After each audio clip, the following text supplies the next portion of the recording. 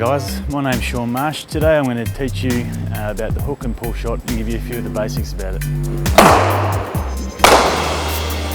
At the whacker where I'm from, the ball generally comes through the rib cage a lot more, and it's a lot bouncier. So to have a really good hook and pull shot's a really key ingredient if you want to play well there. Well, the pull shot is obviously the ball that's sort of chest high, and you're sort of trying to roll your wrists and hit the ball through the gap. Obviously the hook shot is the ball that's a little bit higher, and you're sort of trying to hit it over the fence for six. So there's two completely different shots, and I'll teach you today some of the ways that you can play them.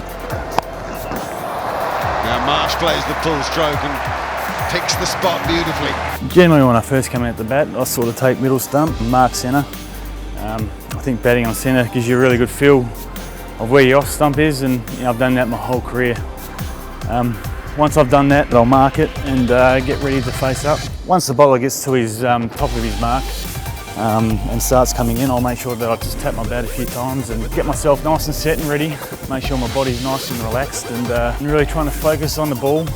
And once he's sort of getting closer to the umpire, I get into my set position and make sure that I'm ready for the ball and watching the ball really hard.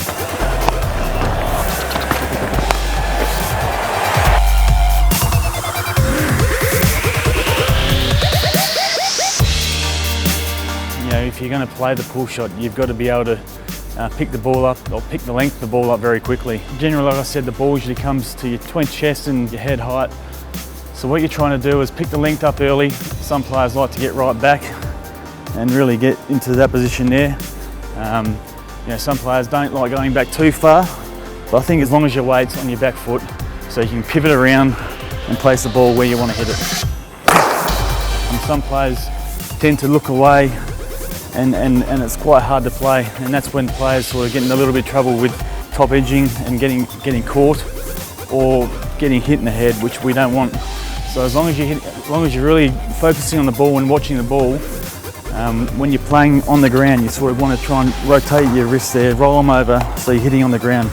Like I said, really having that weight on the back leg so you can pivot around and place the ball where you want to hit it.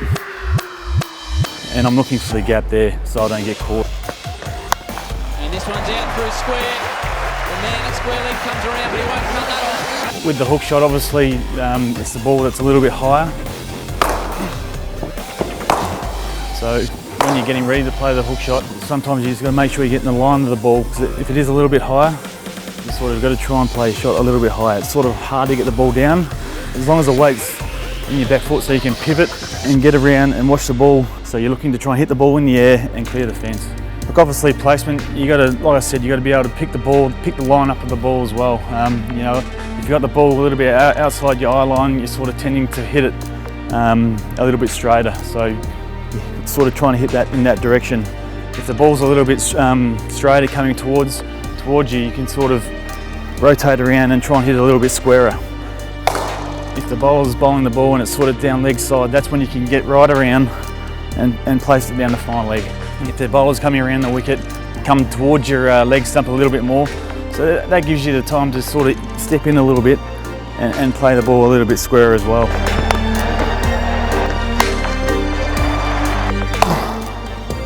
Thanks guys for today. Hope the tips have really helped you out, and I wish you all the best for your cricketing career.